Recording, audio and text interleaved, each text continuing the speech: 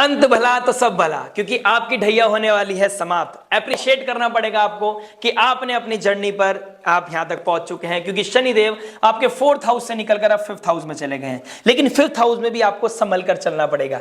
कैसे, कहां, कब कहां खुशियां मिलने वाली हैं, कब कहां थोड़ा थोड़ा गम मिलने वाला है, ये कभी खुशी कभी गम का मामला क्या होने वाला है नेक्स्ट 2.5 ईयर्स में, क्योंकि हम बात करने वाले हैं 29 मार्च से लेकर 3 जून 2027 फॉर वृश्चिक लगन एंड वृश्चिक चंद्र राशि, यानी कि वृश्चिक लगन और यानी कि स्कॉर्पियो लगन एंड मून साइन अगर आपका है तो शनि का मीन राशि में गोचर आपके लिए क्या इंपैक्ट लेके आएगा, इस चीज को जान लेते हैं। लेकिन आशा करता हूं कि आपने जो मैंने एक वीडियो डाला है 15 से 20 मिनट का, आपने वो देख लिया होगा, उसको समझ लिया होगा कि शनिदेव का गोचर कैसा होने वाला है, कॉन्शियस लेवल पे आपको कैसा फील होने वाला है, और सबसे इंपॉर्टेंट होती है आपकी कुंडली और आपकी दशा महादशा। उसे कोई भी ट्रांजिट ओवरकम नहीं कर सकता। ट्रांजिट और कुंडली दोनों मिला के एक सर्किट बनाती हैं, उसके बिहाफ पे हमको रिजल्ट मिलते हैं, पॉजिटिव या नेगेटिव वो डिपेंड हमारे चार्ट पर करता है, योग पर करता है। चलिए शुरुआत करते हैं। आपके शनि ट्रांजिट करने वाले हैं 4th हाउस से निकलकर, मूल त्रिकोण राशि से निकलकर अपनी मीन राशि गुरु की राशि में। 5th हाउस में जब शनिदेव पहुंच जाएंगे तो देखिए शनिदेव जहां बैठते हैं वहां पर फोकस कर देते हैं। अभी तक आपका फोकस कहां पर था? आपकी अपनी आइडेंटिटी को लेकर, अपने कॉन्फिडेंस को लेकर, अपने इमोशनल बैलेंस को लेकर, ठीक है, अपनी नेम फेम प्रेस्टीज को लेकर।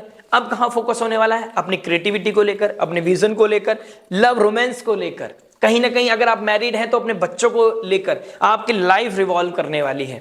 कब होगा, कैसे होगा, कहां होगा, ये चीजें बहुत ज्यादा मैटर करने वाली है। आइए समझ लेते हैं एक रिसर्च के साथ आपके लिए क्या होने वाला है। देखिए 5th हाउस में शनिदेव जाएंगे और 3rd एस्पेक्ट करेंगे आपके 7th हाउस को, यानी कि आपको अब पार्टनरशिप को लेकर कहीं ना कहीं चीजें आपकी ट्रबल में आने वाली हैं, लूपहोल्स दिखने वाले हैं। आप किसी के साथ पार्टनरशिप में थे, आप मैरिड थे तो मैरिज लाइफ में थोड़े से लूपहोल्स आपको दिखने वाले हैं, चैलेंजेस आप फील करने वाले हैं। अब तक आप इमोशनल लेवल पे, अपने लेवल पे फील कर रहे थे चीजों को, अब आप पार्टनरशिप को लेकर डिस्टर्बेंस फील करोगे। हो सकता है पार्टनरशिप को लेकर चीजें शुरू हो चुकी हूं आपके पिछले 2.5-3 महीने में, कि पार्टनरशिप में क्या चैलेंजेस हैं, आपके मैरिड लाइफ में कहां लूपहोल्स आ रहे हैं, बच्चों को लेकर कहां कंसर्न आ रहा है, कहां उनकी स्टडीज होनी चाहिए, कैसे होनी चाहिए, कैसे कब कहां ट्रिगर करनी है, ये चीजें आपको लाइफ में बहुत ज्यादा रिवॉल्व करने वाली हैं। बिजनेस पार्टनरशिप की बात करूं तो सेम चीजें, कहीं ना कहीं लूपहोल्स, किसी की छुपी हुई चीजें बाहर निकल के आना, ठीक है, ये चीज समझ में आएंगी आपको। और आपका कोई ना कोई लव रिलेशनशिप ट्रिगर होना, आपका कोई किसी की तरफ पुश एंड पुल जो चल रहा है उसकी तरफ आपका फोकस जाना, वो चीजें बहुत ज्यादा हाईलाइट हो जाएंगी। अगर आप कोई क्रिएटिव परस्यूट से रिगार्डिंग कोई काम करते हैं, देखिए 3rd हाउस का मालिक 4th हाउस का मालिक 5th हाउस में है। आपका कोई सोशल मीडिया से रिगार्डिंग, ट्रैवल से रिगार्डिंग कोई काम है, आपका कम्युनिकेशन से रिगार्डिंग कोई काम है, मार्केटिंग से रिगार्डिंग कोई काम है, आपके लिए बहुत अमेजिंग समय होने वाला है। आप बहुत एक्स्ट्राऑर्डिनरी काम करने वाले हैं। डायरेक्ट एस्पेक्ट कहां पड़ रहा है? आपके 11th हाउस पे। गेन्स, नेटवर्क सर्कल, डिजायर, बड़े भाई बहन, इससे रिगार्डिंग लाइफ में आपको थोड़ा एफर्ट मारने पड़ेंगे। बड़े भाई बहनों के साथ अलाइन करने में आपको थोड़ी सी हेल्प, आपको मेहनत करनी पड़ेगी गेन्स को अटेन करने के लिए। देखिए मेहनत करना इज ए डिफरेंट थिंग, मेहनत कर रहे हो, रिजल्ट मिल रहा है नहीं मिल रहा है, उसके लिए थोड़ा सा मेरे को क्वेश्चन मार्क दिख रहा है। आपकी नेटल चार्ट पर दशा महादशा पर डिपेंड करेगा, आपका जुपिटर कैसा बैठा है उसके ऊपर बहुत कुछ मैटर करने वाला है, क्योंकि 2nd हाउस का मालिक भी, वेल्थ का मालिक भी आपका जुपिटर बनते हैं। तो 5th हाउस जुपिटर के घर में शनिदेव चले गए हैं और दोनों जुपिटर की राशि शनिदेव का कंट्रोल में है और डायरेक्ट एस्पेक्ट कर रहे हैं आपके वर्गो को। तो आपको वर्गो ऑडिटिंग का है, स्टेप बाय स्टेप चीजें करने का है, तो आपको अपने विजन को बहुत ही क्लियर करना पड़ेगा कि मुझे आने वाले 2.5 साल में कब कैसे क्या स्टेप लेना है। इंपल्सिव नहीं होना है, आप शॉर्ट टर्म गेन्स के चक्कर में कोई बड़ा विजन खराब ना कर दें, इस चीज का ध्यान रखना पड़ेगा। एफर्ट के द्वारा ही आपको पैसा मिलेगा, आपको खुद को अलाइन करना पड़ेगा, खुद को डालना पड़ेगा चीजों में। तीसरी चीज, नेटवर्क सर्कल में अपनी आइडेंटिटी को बनाए रखने के लिए, अपने सर्कल को बनाए रखने के लिए, अपनी नेम फेम प्रेस्टीज को बनाए रखने के लिए आपको एफर्ट करना पड़ेगा। आपको सामने वाले के साथ हम्बली वे में अपने आप को अलाइन करना पड़ेगा और सामने वाले के साथ भी आपको अच्छे से, आपको यही एक्सपेक्ट करना है कि सामने वाला आपको रेस्पेक्ट दे।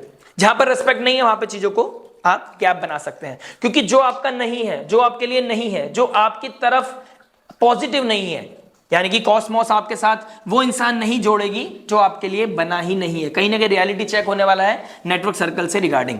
10th एस्पेक्ट डालेगा 2nd हाउस पर, यानी कि फैमिली, राइट आई और आपका फूड और आपका वैल्यूज, इसके रिगार्डिंग आपकी लाइफ में चैलेंजेस देखने को मिल सकते हैं। यानी कि आपको फैमिली की रिस्पॉन्सिबिलिटी मिल सकती है, रिस्पॉन्सिबिलिटी आपके ऊपर आ सकती है, फाइनेंसिस को लेकर इनसिक्योर हो सकते हो, पैसे को एक्सपेंसेस ज्यादा होना, पैसे की इनकम कम होना, इस तरह की चीजें ट्रिगर कर सकती हैं। ठीक है, आपको कोई सेकंड सोर्स ऑफ इनकम भी जरूर अलाइन करना चाहिए, इजाद करना चाहिए कि सेकंड कोई और किस तरीके से आप अपने इनकम को बढ़ा सकते हैं, क्या प्रोडक्टिव काम करके आप अपनी बेसिक इनकम को और ज्यादा राइज कर सकते हैं। रिस्पॉन्सिबिलिटीज आपके ऊपर आने वाली है, वैल्यूज का अपना ध्यान रखना है, शॉर्टकट नहीं लेना है, रिस्पॉन्सिबिलिटी से भागना नहीं है। अगर ये 2.5 साल अगर रिस्पॉन्सिबिलिटी पूरी करते चले गए तो 6th हाउस में जैसे ही शनि देव आएंगे तो आपको ऋण रोग शत्रु से खत्म कर देंगे। हो सकता है ये 2.5 साल आप चैलेंजेस आए, लेकिन उसके बाद चीजें बहुत मिनिमाइज हो जाएंगी, आपकी लाइफ में स्ट्रेंथ ही स्ट्रेंथ दिखाई देगी। एक डिफरेंट वीडियो आपके लिए बनाऊंगा जिसमें मैं हर ग्रह को यूटिलाइज करूंगा, बेसिक जो मेजर ग्रह होते हैं, और उनके बेसिस पे आपको बताऊंगा कि आपको 2.5 साल कैसे अलाइन होना है। लेकिन एज ऑफ नाउ ये 2.5 साल का जो समीकरण है वो ये बन रहा है, रिस्पॉन्सिबिलिटी आएगी, फैमिली की रिस्पॉन्सिबिलिटी आएगी, फाइनेंसिस को बहुत बजट बनाना है, फाइनेंसिस का कहां पे खर्च करना है, कितना खर्च करना है, नीड और डिजायर में एक थिन लाइन बना के रखनी है, नेटवर्क सर्कल के ऊपर बहुत ज्यादा डिपेंड नहीं होना है, किसी के ऊपर ओवर ट्रस्ट नहीं करना है, आपको बैलेंस बना के रखना है कि कौन आपका अपना है, कौन अपना पराया है, चीजें फिल्टर होती चली जाएंगी, रियलिटी चेक आपको होता चला जाएगा। अब आपके ऊपर है कि आप रियलिटी को कैसे एक्सपेक्ट करते हैं। एक्सपेक्टेशंस करने का समय नहीं, एक्सेप्टेंस का समय है, वो जितनी जल्दी हो जाएगा उतना बेहतर रहेगा आपके लिए। मैरिड लाइफ में थोड़े चैलेंजेस आ सकते हैं, अगर आप किसी भी तरह का डिसलॉयल्टी करते हैं तो शनिदेव यहां पर स्ट्रिक्ट टीचर होके फट करने वाले हैं चीजें, और यहां पर कुछ चीजें डिसबैलेंस हो सकती हैं, चाहे वो लव रिलेशनशिप, मैरिड लाइफ की बात हो पार्टनरशिप में, या फिर कोई बिजनेस पार्टनरशिप की बात हो, किसी भी तरह की डिसलॉयल्टी सामने आ जाएगी, लूपहोल सामने आ जाएंगे और वो बने बनाए संग्राम को खराब कर सकती है।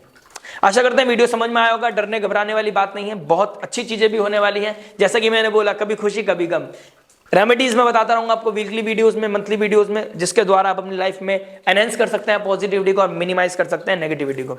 आशा करते हैं वीडियो समझ में आएगा, मिलते हैं नेक्स्ट वीडियो में, नमस्ते, राधे राधे, प्रणाम।